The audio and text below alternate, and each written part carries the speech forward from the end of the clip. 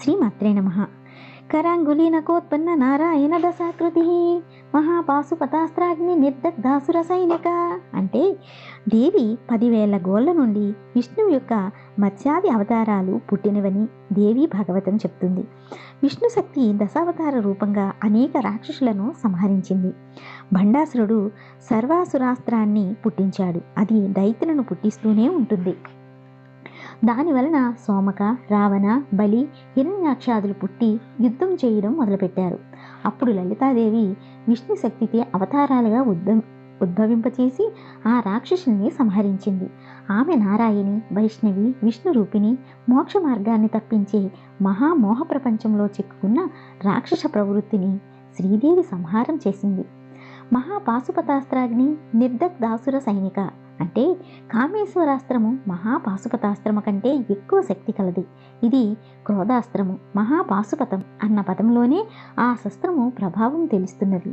అది మంత్రవాక్యం. మహాపాశుపతానికి అధిష్టాన దేవత సదాశివుడు. సదాశివ శాస్త్రానికి ఎదురు నిలిచే శక్తి లేదు. ఆ సదాశివ మహాగ్ని చేత రాక్షస సైనికులను లలితాదేవి తుదముట్టించింది. కామేశ్వరాస్త్రం నిర్దగ్ధ సబండాసుర శూన్యక. మహాపాశుపతాస్త్రము కంటే అధికమైన శక్తి గలది కామేశ్వర శాస్త్రము.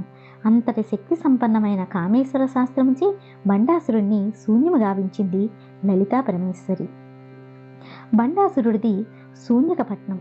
విషంగుడు, విసుక్రుడు, మంత్రులు, మహిషాసురుడు సైన్యాధ్యక్షుడు. 1000 సూర్యుల తేజస్సు గల కామేశ్వరాస్త్రంచే బండాసురుణ్ణి, వాడి శూన్యక నగరాన్ని దేవి దహింపవేసింది. మనలోని రాక్షస భావాలను తరిమి కొట్టగలిగిన శక్తి అమ్మవారి నామస్మరణలో నిండి ఉంది. బ్రహ్మోపీంద్ర మహేంద్రాది దేవ సంస్థిత వైభవై. అమ్మవారి ఈ సంహార కార్యక్రమాన్ని బ్రహ్మ, విష్ణు, ఇంద్రుడు మొదలైన దేవతలందరూ స్తుతించారు. అమ్మవారి నుండి ఉద్భవించిన వివిధ రూపాలను అద్భుతంగా, ఆశ్చర్యంగా, ఆరాధనాభావంతో దిగ్భ్రాంతిగా చూస్తూ దేవతలు అనేక విధాలుగా కీర్తించారు. శ్రీమాత్రే నమః.